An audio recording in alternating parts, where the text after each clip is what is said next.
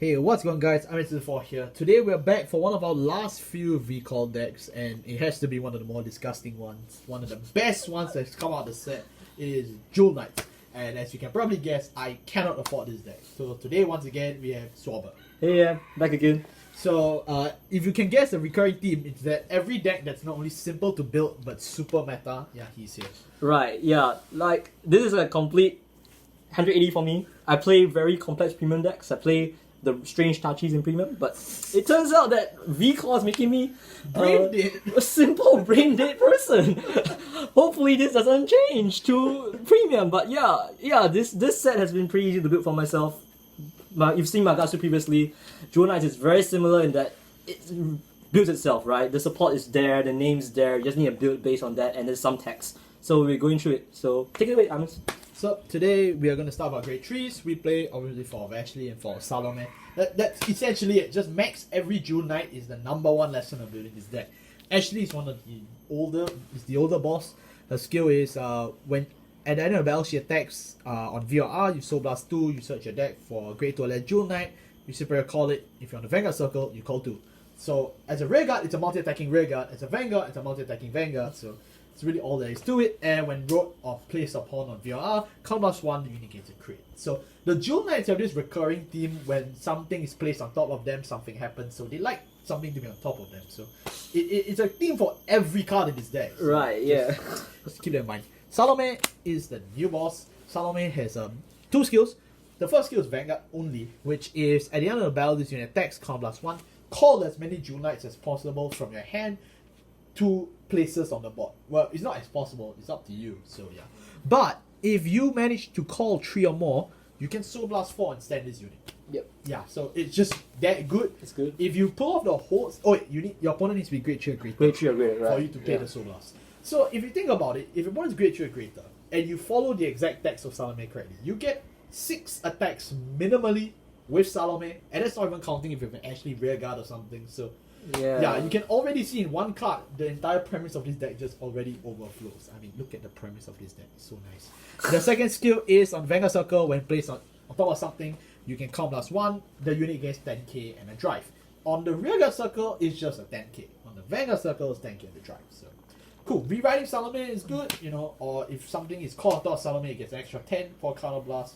That's okay. Whereas Ashley is Counter Blast for crit. So, kind of interchangeable, but in terms of actual recommendations for your right target, since both are really nice girls, Salome is the card you want to end the game on. So, as long as you're on your final turn, you should be on Salome.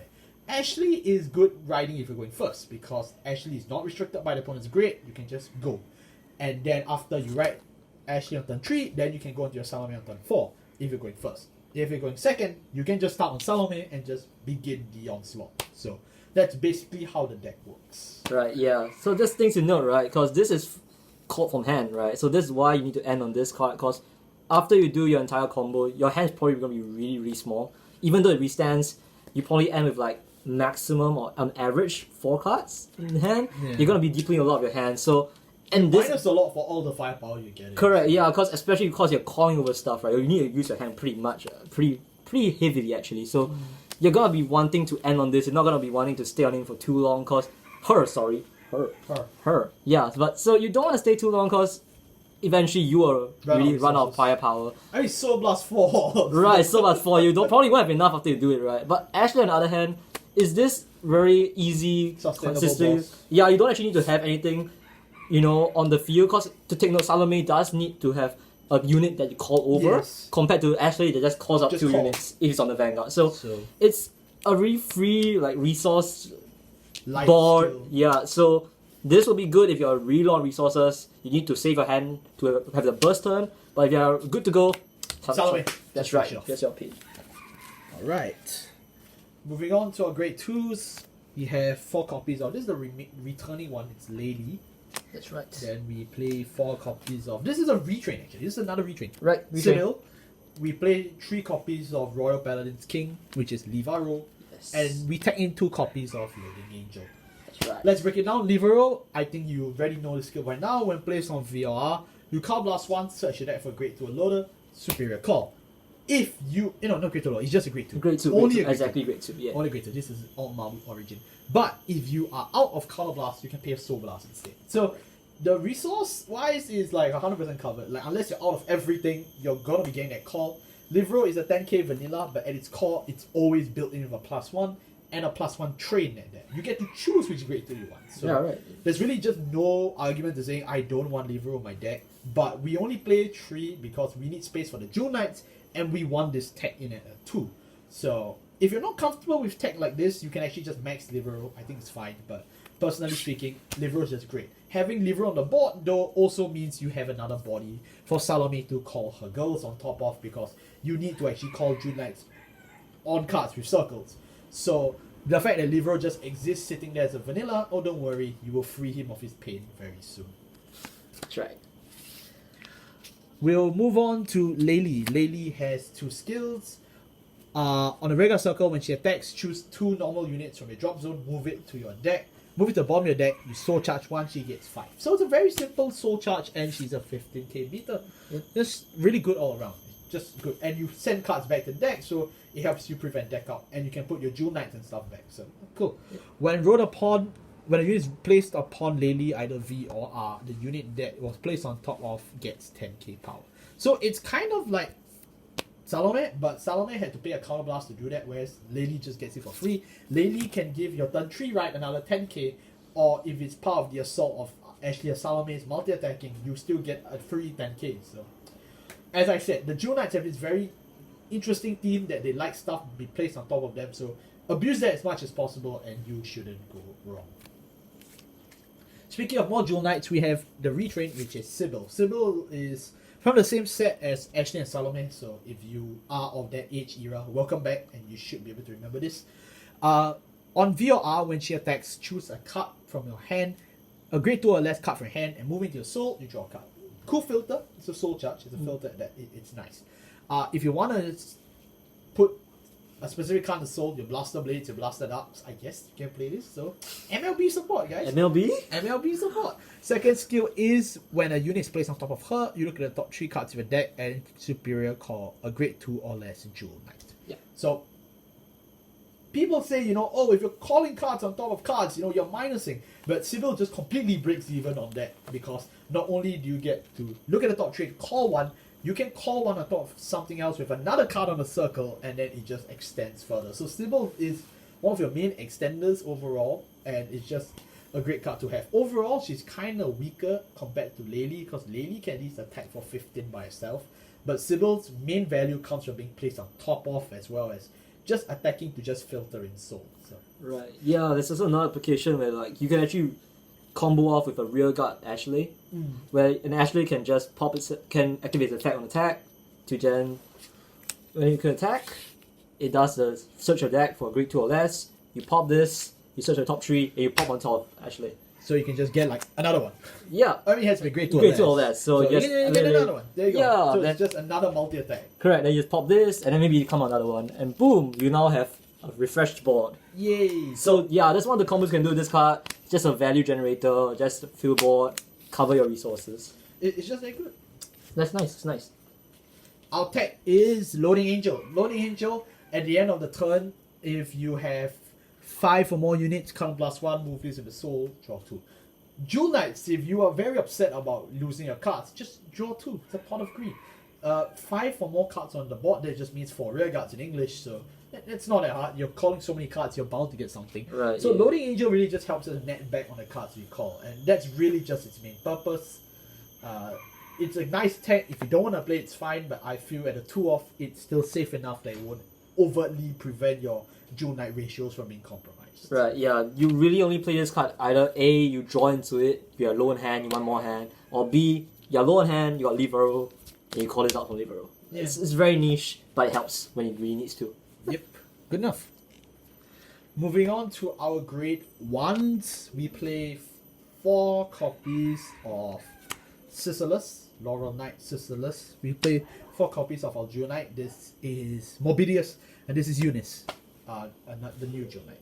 Sisyllus, our grade 3 searcher, very straightforward. And the +5k condition is if you have no face-up cards in the demi zone. So, yeah, okay, that's fine.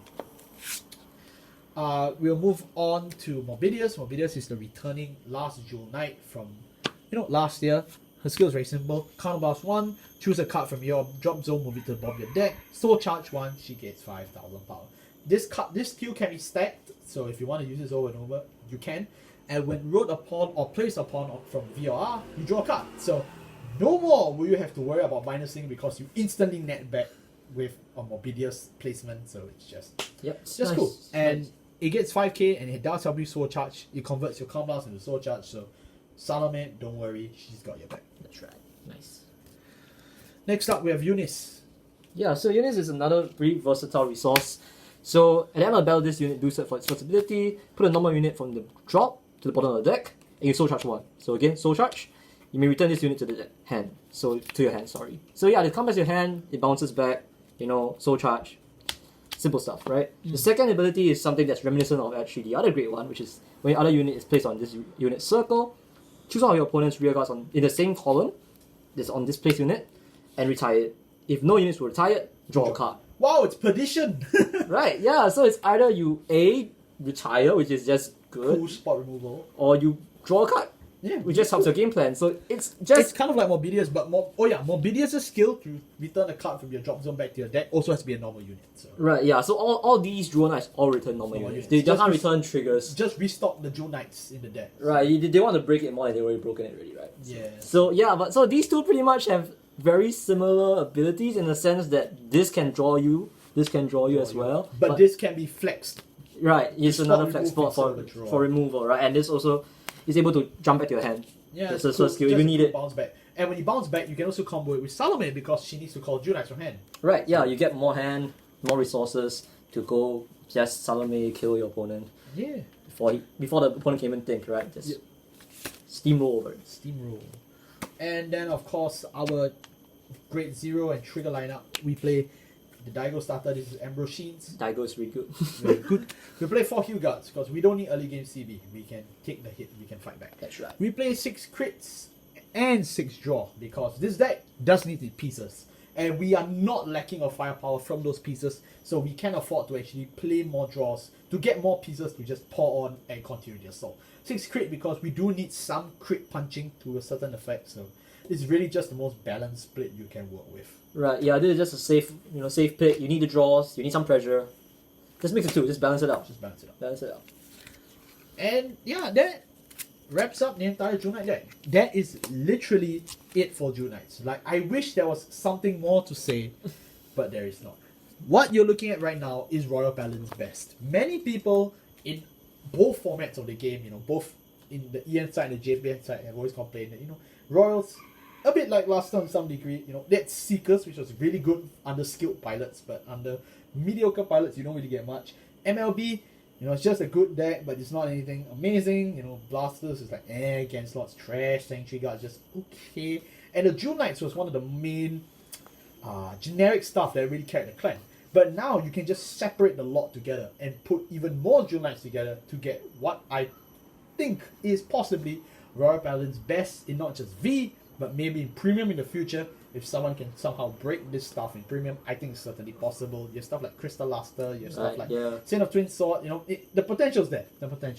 So if you are an actual Corrin simp, or if for some reason you are actually invested in Jewel Knights, both either as a skilled player or sexually, then we strongly recommend you to actually pick up these cards before they skyrocket in price. That's right. Thank you all so much for watching. I'll see you all next time. Like I said, this is one of the last few decks of VCall, so if there's anything else you do want to see, leave it in the comment section below. I'll see you all next time. Goodbye. Bye.